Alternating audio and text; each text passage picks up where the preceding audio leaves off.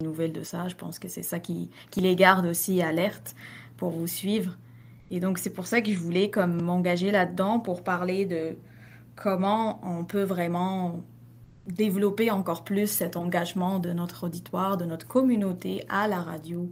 Donc, comment ils puissent se reconnaître dans cette radio, puis de garder ce fil-là, parce que on peut dire que ce qui est pas facile, c'est peut-être, même si on a quelqu'un qui nous suit depuis qu'il a 20 ans, avec le temps, on a besoin aussi de ramener encore les jeunes, toujours pour les engager dans cette radio. Donc, j'imagine que c'est ça que j'ai comme des questions pour ça.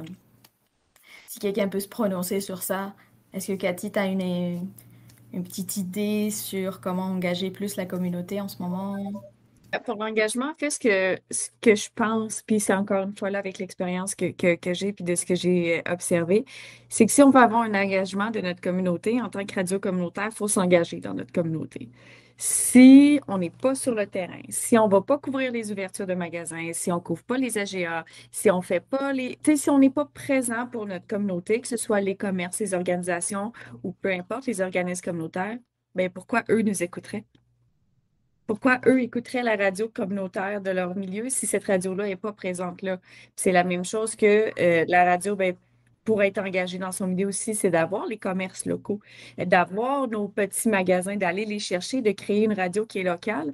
Fait que pour avoir, je pense, de l'engagement de la communauté, aussi de l'auditoire, il faut s'engager en premier en tant que radio, en tant qu'animateur, en tant que peu importe ce qu'on est là-bas. Puis le meilleur exemple que je peux donner, c'est quand j'étais à Val-des-Sources, autrefois Asbestos. C'est une radio privée qui était là, possédée par une personne, donc Marie-Paul, qui était la propriétaire de cette radio-là. Puis Marie-Paul était à tous les AGA, à toutes les rencontres, à toutes, partout, partout. Et quand Marie-Paul se présentait pour vendre de la pub pour la radio, les gens disaient oui. Quand Marie-Paul a vendu, j'ai resté là un petit bout.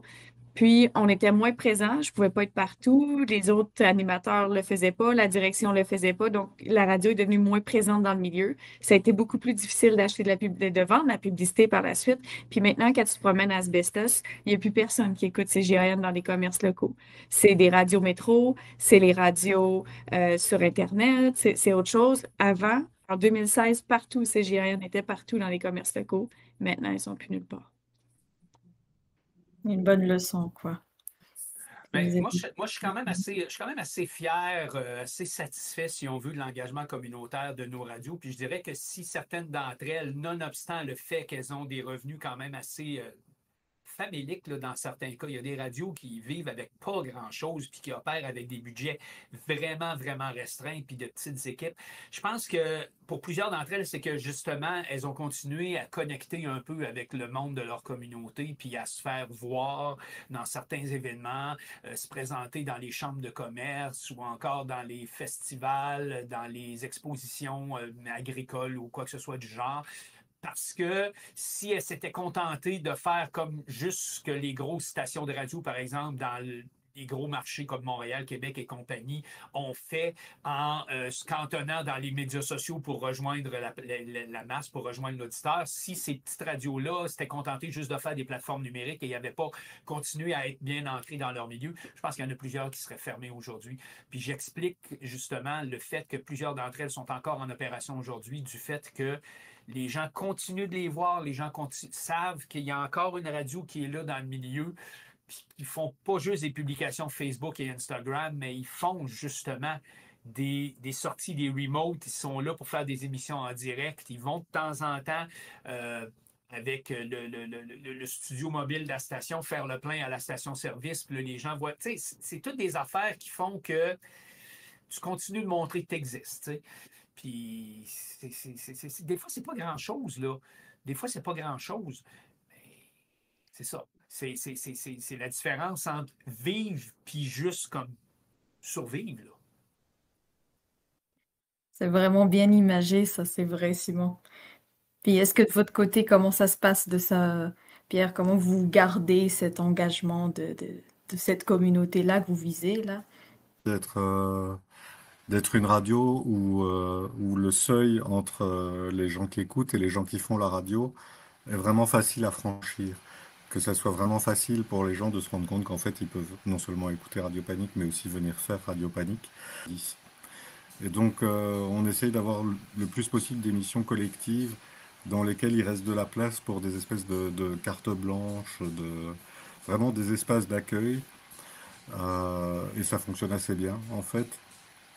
Et donc ouais, on a vraiment tout un réseau comme ça de groupes qui sont en lien plus ou moins étroit avec Radio Panique, qui viennent régulièrement parler de ce qu'ils font et qui sont pas tout à fait, qui sont dans une sorte de statut entre des gens qu'on invite et en fait des gens qui font partie de l'équipe et qui ont en quelque sorte leur propre rubrique à la radio.